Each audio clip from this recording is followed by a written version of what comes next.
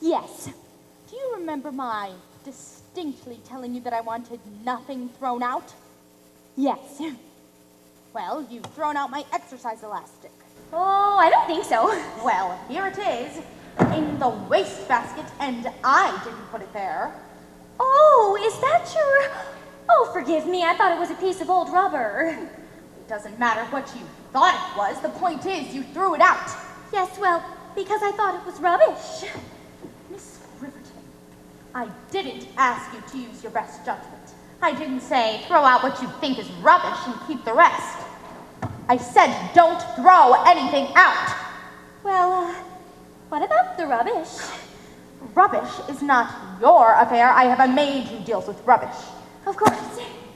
Your job is to see that my life runs smoothly and that my appointments are kept. You are my secretary, not my housekeeper. Assistant, yes, of course. You are not my assistant, Miss Riverton. You are my secretary. But I do assist you. Yes, you do, and so does a secretary. But isn't an assistant closer to what I do? No, it isn't. It simply uses the verb assist as a noun. You don't assist me in altering my clothes or cutting my hair or doing my nails. You assist me in the way a secretary does. A word that you may be interested to know originally meant desk. Yes, I see. Thank you. That will be all. Where am I going? When?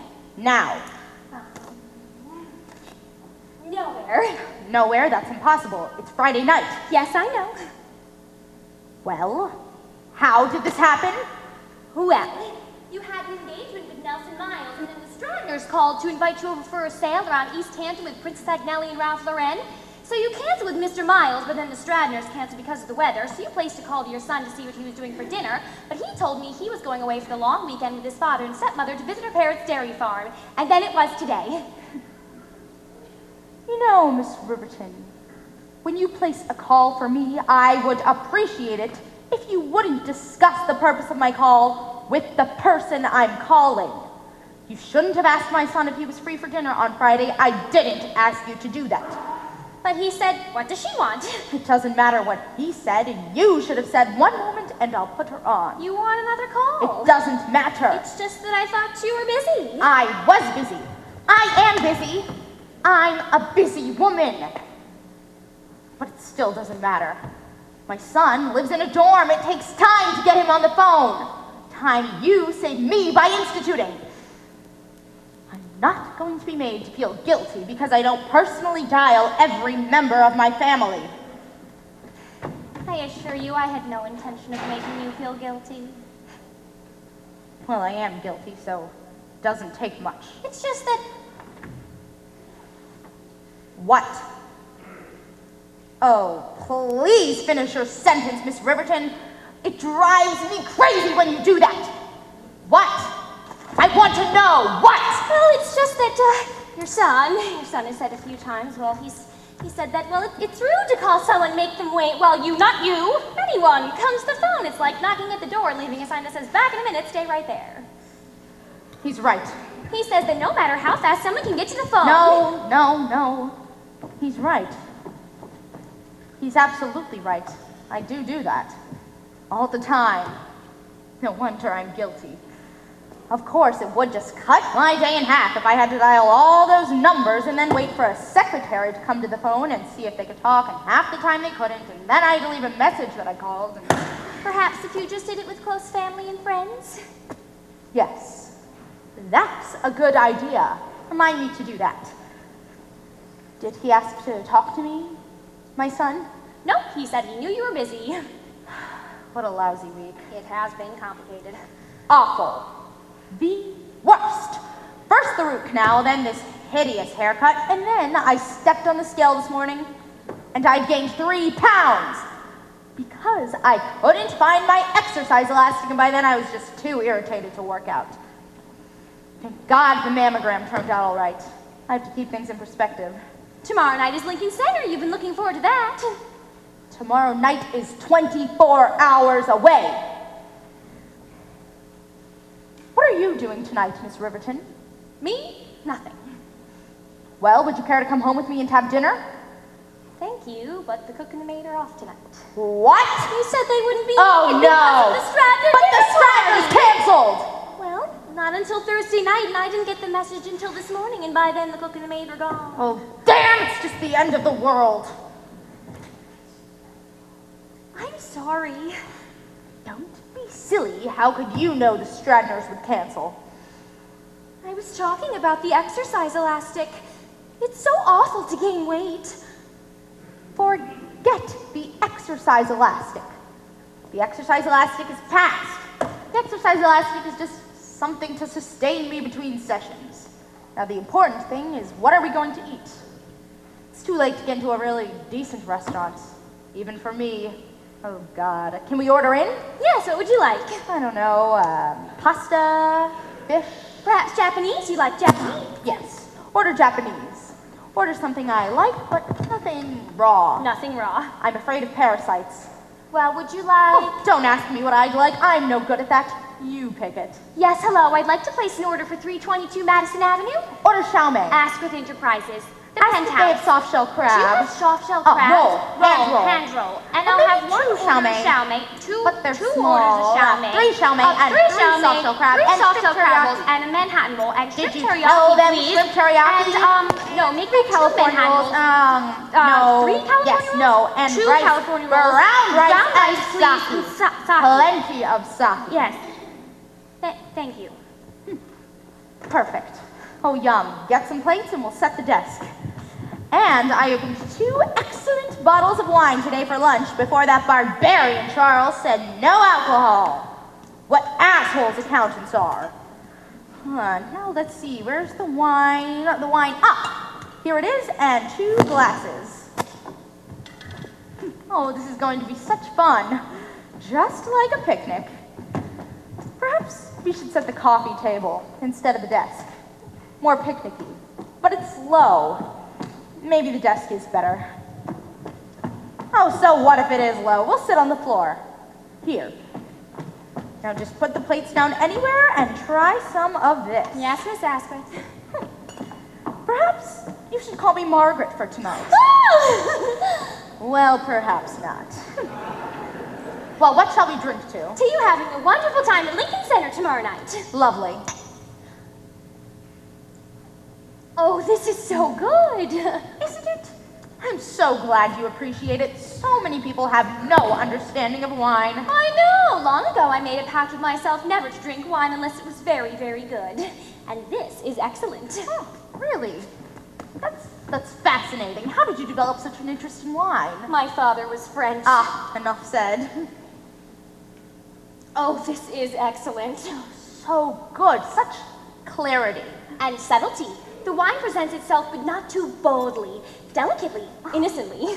Well put. Very well put. Well, I guess I'll be having a few additional sessions with my trainer this week. May I suggest? Yes? Oh, please.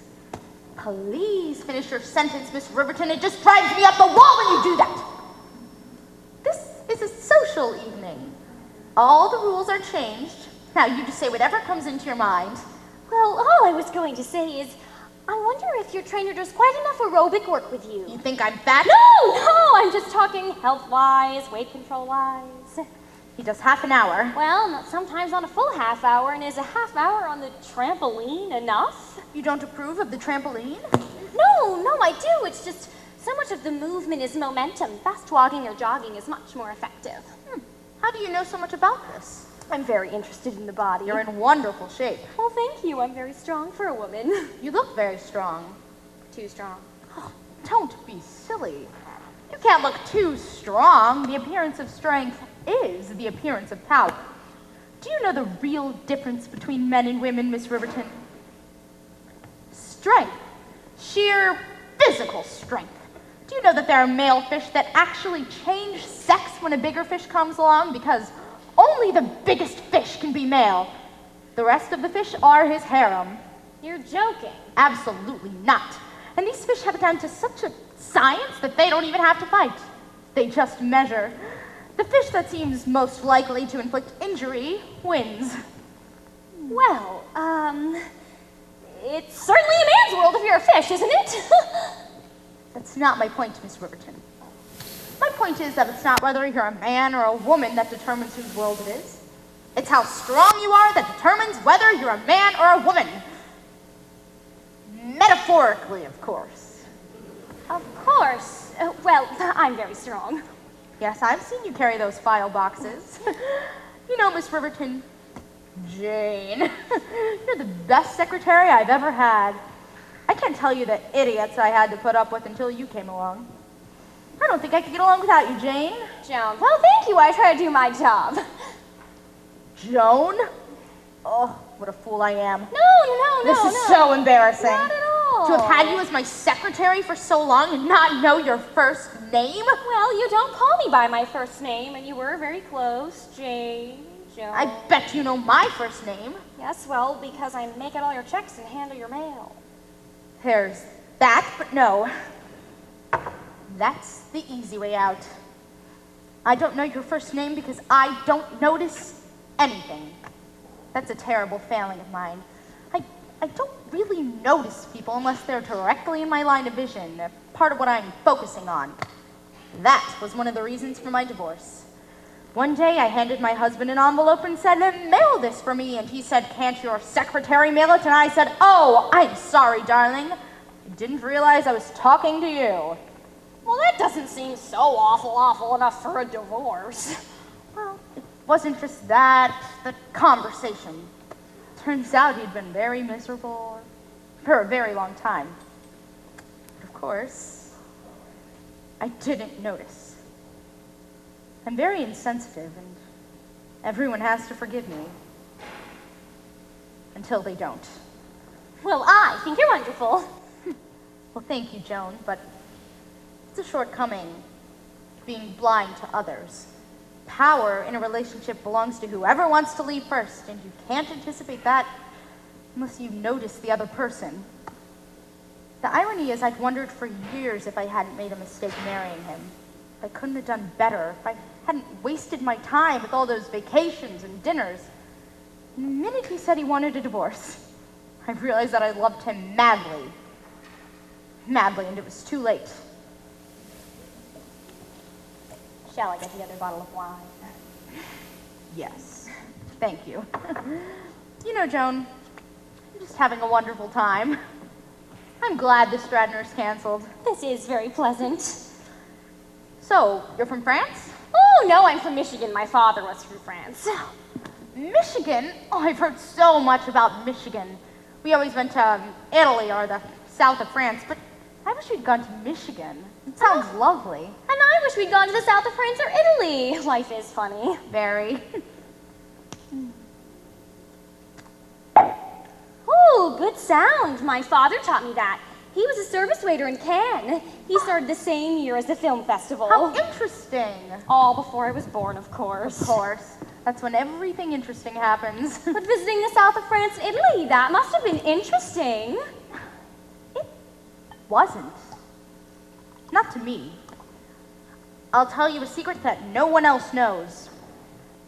I was a fat child. No. And a fat teenager. I went to school in Switzerland, and Swiss food is just butter looking for a reason. By the time I was 13, I was so fat they called me Petite Vachayanki. Petite Vachayanki? Little Yankee cow. Switzerland can be very cruel. Oh, Miss Asquith, underneath everything, I think you're a very vulnerable woman. Well, I'm not. I can't tell you how much I hate that word. I have no idea why everyone thinks it's so special to be vulnerable. It's a self-pitying, time-consuming preoccupation, and everyone has it. Hitler was vulnerable. He sobbed on Mother's Day. What does that tell you? Well, I didn't know that about Hitler. Well, that changes things. I always just thought he was a horrible man. Very good. I must remember that. So, tell me more about Michigan. Well, there's not much more to tell. It was cold in the winter, and then in the summer, it got hot. Not a good climate. No, So you came to New York. That's right. Wonderful story. Well, I can tell you I'm hungry. It's actually a pretty boring story. No, not at all. I've had a pretty boring life. Nonsense. With a father who worked in Cannes and traveling from Michigan to New York? When I was younger, I so wanted to be somebody special. Well, you are someone special. No, I mean, someone who everyone knows is special. I guess what I'm trying to say is, I wanted to be famous. Well... Because being famous is like being immortal, isn't it? Well, only if you're very famous for a very long time. But you can be. Anyone can be. And I know how. Do you know how? You can kill someone famous. Of course it has to be someone really famous and people have to be convinced you're not part of a conspiracy. But meeting someone famous isn't so easy. When I was younger, that's all I thought about. Who can I kill who's famous and how can I meet them? What I probably should have been thinking is, how can I meet someone who's famous and how can I kill them? But I was just a kid. I thought about killing the president, but everyone who tries to kill the president is such a slug. I mean, I made a list of successful presidential assassins who still had some kind of stature, and you know who there is? Booth. Because he killed Lincoln, and we're gonna find another Lincoln, and I don't know. It just seems like such a failure of imagination to go right to the president. Kill someone famous, kill the president, duh. Of course, Jack the Ripper is still famous, and he just killed a lot of totally unknown prostitutes. But that may be because no one really knows who he is. Charlie Manson is still famous, and he killed a starlet and some hairdressers, but who knows if he'll stand the test of time. I mean, you can easily kill someone and just be overlooked, unless you kill a lot of people. Or a few people, but in like a really ghastly way, but it would have to be so ghastly. You've given this a lot of thought. I have! I mean, if there was some other way, but I can't write a novel, I can't be a movie star, I can't invent a vaccine because I have no talent. Not that talent is any guarantee of fame, but with talent I would have had a shot, and I would have taken it. I didn't want the easy way out, I didn't want to resort to murder, but fame is fame. The important thing to me is not to just pass through. I want to leave a mark, to change the world, to enlarge people's consciousness to include me.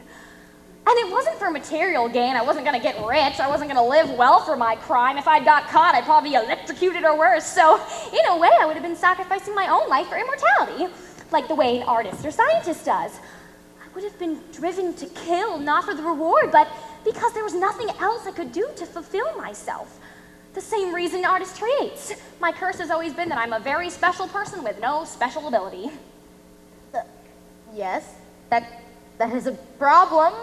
And then, as the years passed, I realized how hard it is to meet someone famous. So I figured I would just settle for someone rich, famous, or socially prominent. But by then I knew I was compromising. I was only after the fame, not lasting fame. I told myself that some fame is better than no fame, and I was probably right. Well, not necessarily. Lasting fame is by far, but why all this talk about fame? There's just so much more to life than fame. There's self-esteem, how well you've done with what you've had. Love is important. That's just what Oprah said. Oh, she's a very wise woman in many ways. She's very famous. Yes. She'd be a good one to kill. Yes, excellent. You'd want to kill someone that famous. Sometimes that backfires. Hardly ever. Oh yes, the celebrity of the victim is so great it overshadows the assassin. Charlie Manson. He killed people who were just rich and famous enough. That's what I didn't realize when I was a kid. I aim too high. You know Joan. May I call you Joan? Of course, Miss Asquith. Oh, Margaret, please. You know, Joan, things don't always work out as happily as they did for Charlie Manson. Sometimes there's a terrible murder and it's fun for a while, but then people forget. Or they're distracted by another worse murder. And meanwhile, the poor murderer is imprisoned or electrocuted with no real reward for his crime. What was so important to him, or her, has been forgotten by everyone else. How far away is this restaurant you ordered from? Tokyo? Just joking. But it has been a long time since you ordered. I've made you nervous, haven't I? What? Not at all. Oh yes, I've ruined everything. We were having such a wonderful time. One of the best times I've ever had, and I've ruined it. Nonsense. You've ruined nothing. Talking about murder is always a little edgy. But it's been such a long day, and I'm sure we're both, why don't I put on some music? Would you like some, that's interesting. I can't feel my legs. I have no feeling from the waist down. Something very strange is happening to me. It's as though somebody has put something in my food or drink. Miss Asquith, you've had half a bottle of wine on an empty stomach, and I've had the other half. We're both gonna feel a little strange. Oh, yes. I forgot about the wine. How quickly the brain cells die. Now let's see. The music.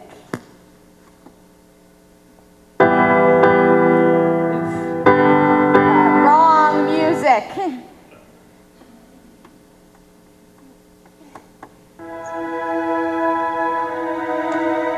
Oh, don't I have even one song in this whole stupid thing? You asked me to get classical. You said it would serve the clients better. Of course. I was just talking to myself. You know, this is just a hypothetical discussion. I'm not actually gonna go kill someone. I'm not like some madman who gets fired from the post office and shoots everyone for revenge. I have no reason to do anything bad to anyone. That's right, and you never will. I'm just a little secretary who makes $30,000 a year, and that's all I'll ever be because that's all I'm worth. And I've accepted that. No, Joan, what are you talking about? You're worth everything. But you're only paying me $30,000 a year, and I don't think you'd pay me less than I'm worth. I would pay you more if I could. But why should you? I've made so many mistakes. Well, now, Joan, that's true, isn't it? You do make mistakes, so I tell you what. When you stop making so many mistakes, I'm going to give you a very nice raise. Oh, Miss Asquith, do you think that one day I could maybe become an assistant? Yes. Well, how about today? Oh, you mean it? Of course.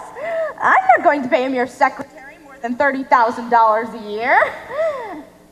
And that's what you'll be making when I give you a raise. More than $30,000 a year. How much more? We'll see. Some secretaries make $100,000 a year. Very, very few. Oh, Miss Asquith, I wish I could be sure you weren't just doing this because in some way I've made you nervous. I'd feel so badly if you were only being nice to me out of fear. Don't be ridiculous. Do I seem to you to be the type of person who would be intimidated into giving an employee a raise? And why should you make me nervous? Because when you were younger, you wanted to kill a few famous people? Hey! Who hasn't wanted to just pick up a gun and shoot a few famous people at one time or another? I was only going to shoot a man. If it was a woman, I was going to stab or strangle her. Weaker victim, lighter weapon. So many rules and so fair. Sometimes it's risky to be fair. Sometimes, if the woman is too strong and you try to stab or strangle her, she can inflict so much injury you won't be able to get the knife in. That's one of the reasons I got so strong. I'll get it. Hello? Hi, Charles. Miss Riverton and I are just finishing the wine you wouldn't let me drink this afternoon. We're having dinner together in the office. Just the two of us. That'll be the food. And the delivery man is here, and Miss Riverton is just going out now to get the food. She's walking out of the room. She's Charles, Miss Riverton is psychotic. She just told me she wants to kill someone important, but no. Now she wants to kill someone important to be famous. She's just terrifying. No, I can't fire her. She's talking about the post office. I have to spend the rest of my life with a bodyguard. Charles, I want you to give her a raise. Give her a raise! She's playing some kind of Machiavellian game with me, some kind of brilliant cat and mouse game. But I think I'm safe if I just do whatever she says. I have to hang up now, Charles. Miss Riverton is back, and I don't want to keep her waiting. We have everything we could ever want. It smells very good. This is so nice. I mean, I don't want to embarrass you. No. Well, here's to a whole new... What? You name it. Oh, I'm so bad with words. I think you're pretty good. Well, thank you. Well, Miss Asquith, you're staring at me so hard. Well, you're in my line of vision. Ball game, is that a good word? Excellent. That's an excellent word. And now that you're in my line of vision, I begin to see how very clever you are. Careful, or ask for that raise now. How very, very clever. Miss Riverton, you're fascinating. This is fascinating. This is almost relaxing. It is? Oh, yes, because there's nothing I can do, is there? Maybe you should eat something before you drink the sake. I wonder if this is what Dostoevsky meant when he wrote about the voluptuousness of surrender. Who's Dostoevsky? Stalin? What? Is Dostoevsky Stalin? No, he's Dostoevsky. Oh, well, I just thought since you were talking about Hitler before that maybe Dostoevsky was Stalin. Then who would Stalin be? I don't know. I just thought that maybe Dostoevsky was a nickname for Stalin, like Tito was only a nickname for whoever Tito was, so I thought that maybe that was his nickname, Stalin's. No! Well, I don't think that's such a big mistake. I mean, I know to not know who Dostoevsky is. I mean, I know who Stalin is, and he's the famous one. Miss Riverton, I don't think I can submit to you if you go on with this. What do you mean? I mean, I can't play cat and mouse with a bimbo. Please don't call me a bimbo, Miss Asquith. That really upsets me. Well, what else can I call you and suddenly you sound like every chauffeur I've ever been to bed with? Just makes me wonder if you're really as crazy as you pretend to be. Or as strong. And I wonder if the idea of presenting yourself as strong didn't come from my saying that the appearance of strength is power and then just building from there. I'm not presenting myself as anything. I'm not a bimbo, and I'm very strong. As strong as I am? As strong as you are? Oh, I think so. But you also think Dostoevsky is Stalin, so your opinions aren't as informed as they might be. You saw me carry the file boxes. No, I didn't. You said you did. I lied. Well, I carried them. Really, so did I. You carried the file boxes. Yes. How many? How many did you carry? When? Any time. The time you carried the most. 6. So did I. Can you do this? Yes. Let's see. Take my word for it. You can't, can you? I bet you can't even do 1. Sheer physical strength isn't that necessary, Miss Riverton. Will counts too. No, it doesn't. Because a stronger person can make a weaker person do something against his or her will. She can destroy a weaker person's will using physical force. And then the weaker person is always in his or her power. Isn't that just a wee bit dramatic for what is essentially a push-up contest? Get on the ground and try a push-up, Miss Asquith. I challenge you. I don't accept challenges. It would mean I have something to prove. You'll accept this one. It's time for us to measure up. I'm afraid I have to insist. Well, if it's that important to you.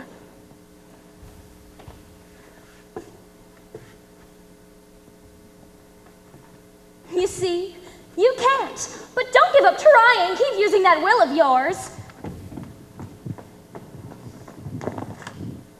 You see this, Miss Asquith? It's trash. I put it right where it belongs. In the trash basket. It doesn't do anything. It doesn't make you strong. It's just a personal trainer's silly invention for silly rich women. You know what makes you strong, Miss Asquith? Carrying file boxes.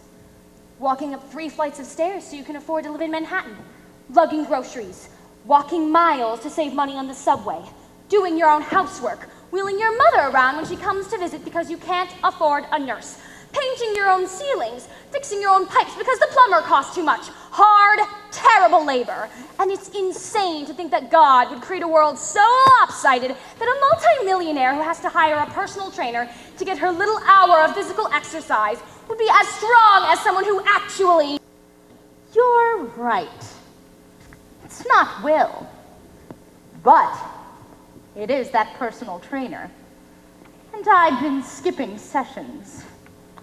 It would be very hard to get that knife in me, Miss Riverton. That is, if you were looking for a victim, I mean.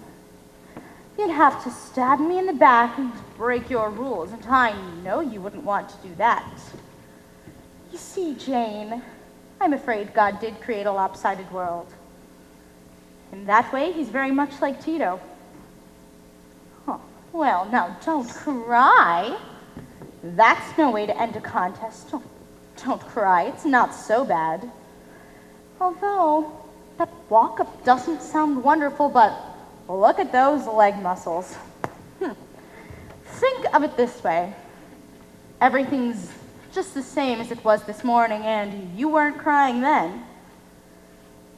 Now let's have our picnic, shall we? It's getting late. And get my exercise elastic off of the ground. You're not going to fire me? Never. You're going to be the reason I stay in shape.